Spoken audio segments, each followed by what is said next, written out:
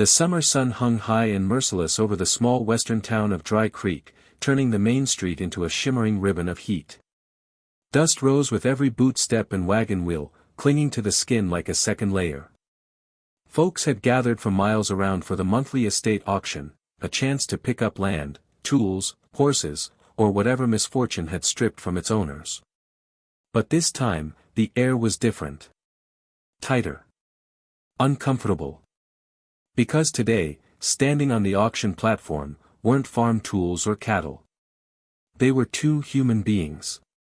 A young woman, her belly round with child, stood with her head bowed, dark hair spilling over her shoulders like a curtain to shield her from the gawking eyes.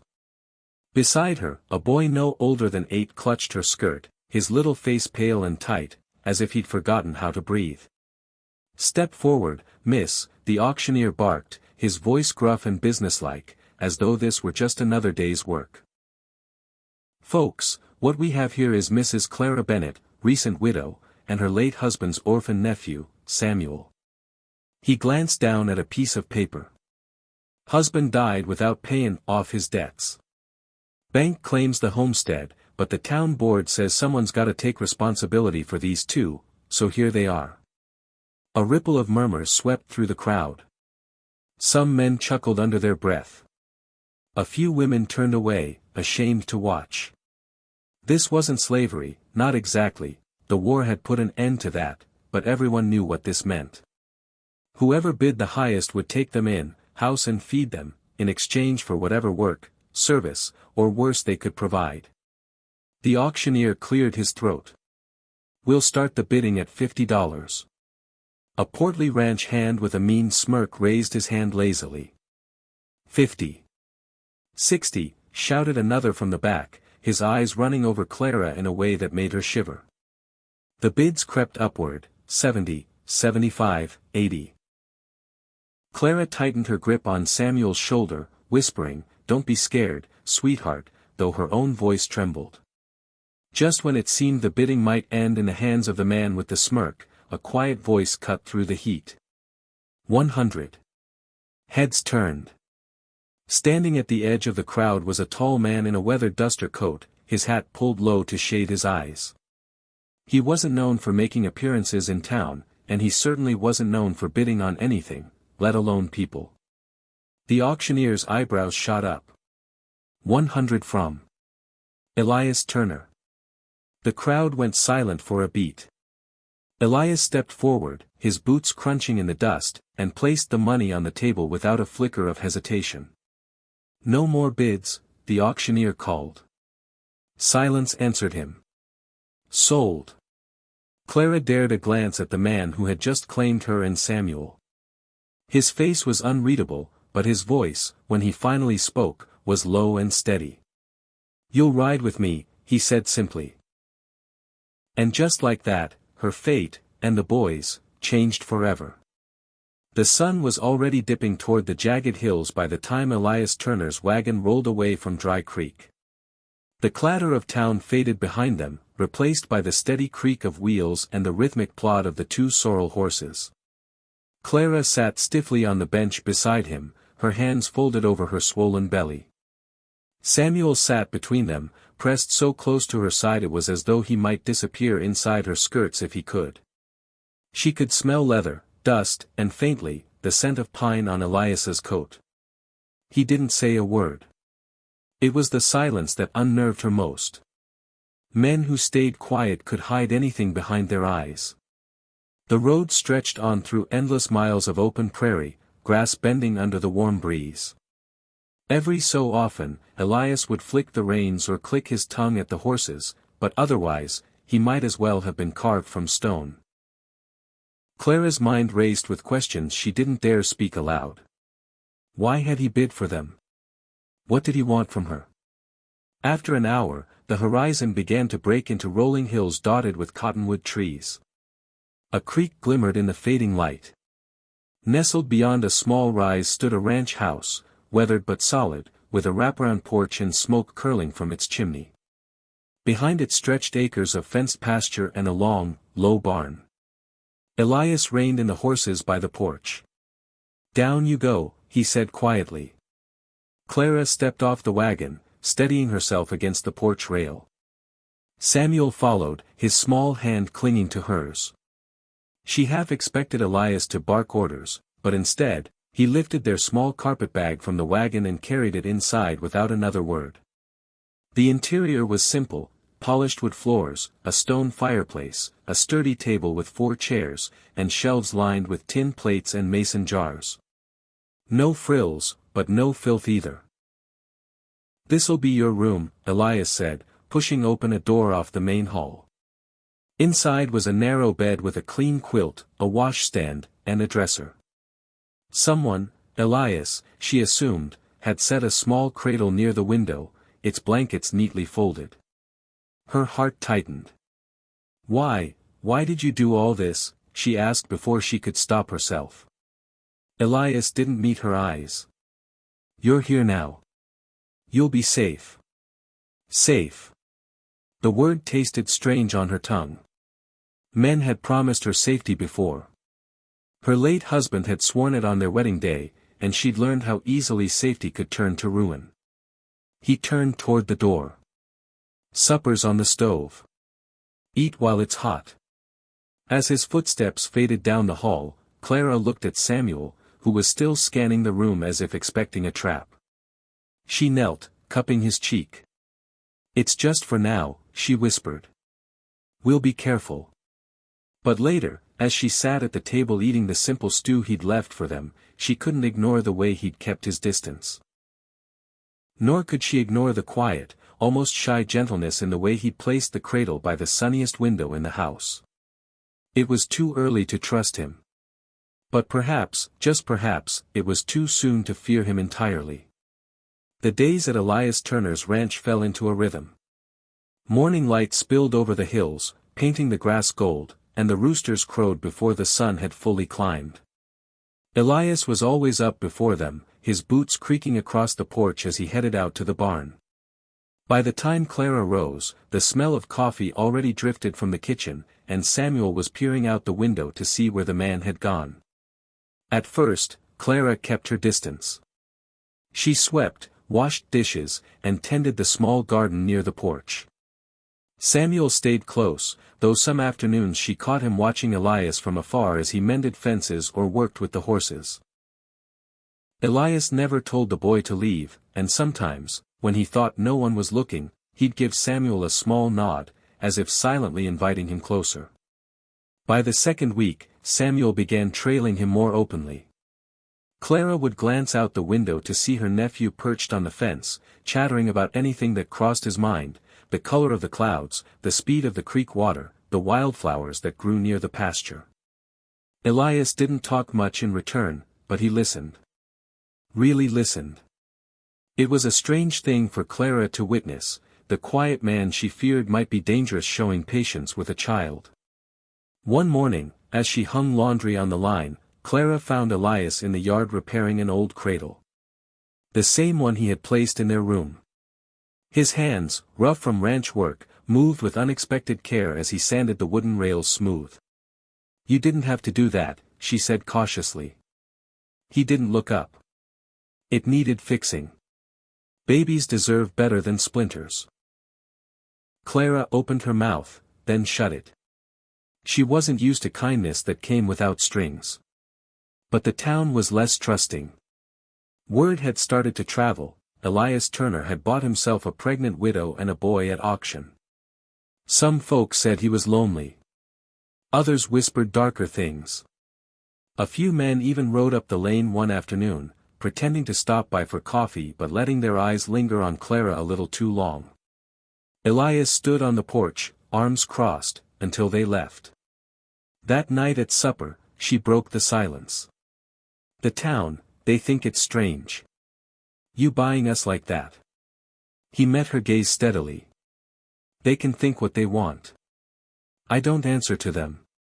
But something flickered in his eyes, not anger, but a shadow. Clara had seen it before in men who carried grief they never spoke of. 2 Sundays later, she learned something that only deepened her curiosity. Before dawn, Elias saddled a horse and rode out without a word.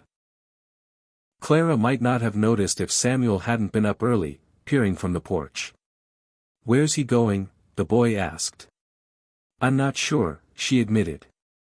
When Elias returned mid-morning, his coat dusted from the road, Clara caught sight of a small bouquet of wildflowers tucked into his saddlebag. Later, when she went to fetch water from the creek, she spotted them placed neatly on a lone gravestone in the small meadow behind the barn. The name carved into it was Anna Turner. Beside it, a smaller stone bore only the words Baby Turner. Clara stood there for a long time, the wind tugging at her hair. Suddenly, Elias's silence, his careful distance, his unexpected tenderness toward Samuel, it all began to make sense. This man had lost a wife. And a child. But what she didn't yet know was how deep that loss still ran, and how it had shaped the decision that brought her here. The evening had been calm, the kind of stillness that settles over the prairie just before nightfall. The sky glowed in shades of rose and gold, and Clara sat on the porch shelling peas while Samuel chased grasshoppers near the fence. Elias was in the barn, checking the horses, his silhouette moving slowly in the lantern light. That's when she heard it. The faint, distant thud of hooves, more than one horse, growing louder with each passing second. Clara's hands froze mid-shell. She knew that sound. Years of being married to a man who owed more than he could ever pay had taught her to recognize the heavy, deliberate approach of trouble. By the time Samuel noticed, dust was already swirling down the lane. Four riders emerged from the haze, their shapes growing clearer, wide-brimmed hats pulled low, long coats that flapped with the horses' stride, and rifles slung across their backs. "Samuel," she called, her voice tight, inside. "Now." The boy obeyed without question, slipping into the house as she rose from the steps. Elias stepped out of the barn just as the riders drew up in front of the porch. "Well, well," the man in front drawled, a grin full of yellow teeth spreading across his weathered face. "If it ain't Elias Turner. Thought you liked keepin' to yourself. Guess you've been busy, collectin' strays." Elias didn't answer. He stood with his hands loose at his sides, but his stance was like coiled steel. The man's eyes shifted to Clara. "Evenin', ma'am. Shame we have to meet like this. You see, your late husband owed my boss quite a sum. And what do you know, he died before settlin' it. Now, the way we figure it, anything he left behind belongs to us. That includes you, and the boy." Clara's stomach nodded. "I'm not."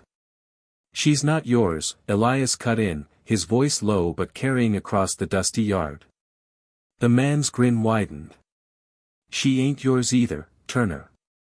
Not unless you can prove you paid fair and square." "I did," Elias said evenly. "And I paid more than she was worth to keep the likes of you from touchin' her." A murmur of laughter rippled among the riders, but it was brittle, edged with warning. The leader leaned forward in his saddle. "That's fine talk. But talk don't erase debt. You hand em over, we leave peaceful. You make this difficult, Anne." The metallic click of a rifle being cocked cut him off. Elias had moved without warning, his hand pulling the Winchester from where it rested just inside the barn door. The barrel was steady, pointed directly at the leader's chest. His expression didn't change, but his voice dropped lower, colder. "You think you can ride onto my land and threaten my family?" His gaze swept over each man in turn. "You've got about 3 seconds to turn those horses around. 1, 2. The leader's smirk faltered. He glanced at his men, then spat into the dirt. "This ain't over, Turner. You can't keep em forever." Elias didn't blink. "You're right. But you won't be the one to take them." A tense beat passed before the man jerked his reins, wheeling his horse around. The others followed, their hoofbeats fading back down the lane until the dust settled and silence returned. Elias lowered the rifle but didn't move right away. Clara stood frozen on the porch, her pulse pounding in her ears. Finally, he turned to her. "They won't be back tonight. But they might try again." What if they do? She asked, her voice shaking. His eyes softened, but only slightly. Then they'll learn I don't make the same warning twice. Inside, Samuel peeked from behind the curtain, wide-eyed. Clara stepped in, pulling him close. For the first time since she'd arrived, she realized she felt safe. Not because danger wasn't near, it clearly was, but because someone was willing to stand between her and it, no matter the cost. That night, long after Samuel had fallen asleep, Clara sat at the window watching the moonlight spill across the yard. Elias was still outside, sitting on the porch with the rifle across his lap, his silhouette still as stone. She didn't know what tomorrow would bring. But she knew one thing with absolute certainty: no matter what his reasons had been that day at the auction, Elias Turner wasn't the kind of man who would ever let her be taken again. The days after the standoff passed in a strange kind of quiet. No more riders appeared at the end of the lane, no more threats came in the night. But the air still carried the weight of what had happened. Clara noticed Elias kept the rifle propped just inside the door now, within easy reach. At dusk, he always walked the fence line, scanning the horizon before coming in for supper. Life settled again into its slow rhythm. Clara cooked, tended the small vegetable patch, and mended clothes. Samuel spent most of his time in the barn, learning the names of the horses and how to hold a hammer properly. Elias didn't talk much during these lessons, but his patience was endless, showing the boy again and again until the task was done right. One cool autumn morning, before the sun had fully broken over the hills, Clara felt the first pangs. At first they came slow and easy, but by mid-afternoon, she knew the baby was on its way. "Samuel," she called from the porch, her voice tight, "find Elias." The next hours passed in a haze of pain and motion. Elias cleared a space in their room, boiled water, and fetched every clean cloth they owned. His hands were steady, his voice low and sure, guiding her through each contraction. By nightfall, the cry of a newborn filled the small ranch house. Clara lay back against the pillows, exhausted but smiling, cradling the tiny, perfect bundle in her arms. Samuel stood at her side, staring at the baby with wide-eyed wonder. Elias stood a little apart, as if afraid to step too close. His eyes, though, told a different story.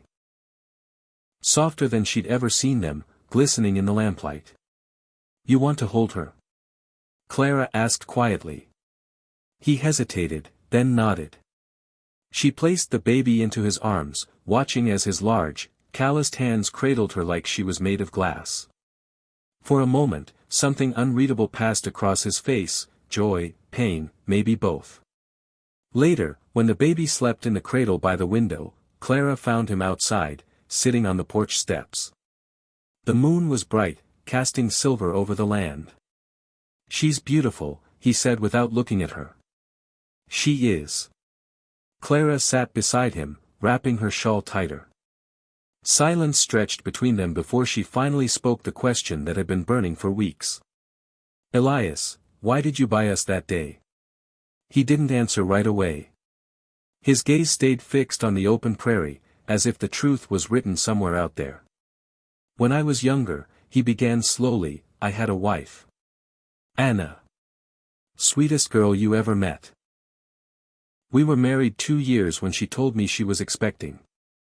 He paused, his jaw tightening. "But the winter was hard.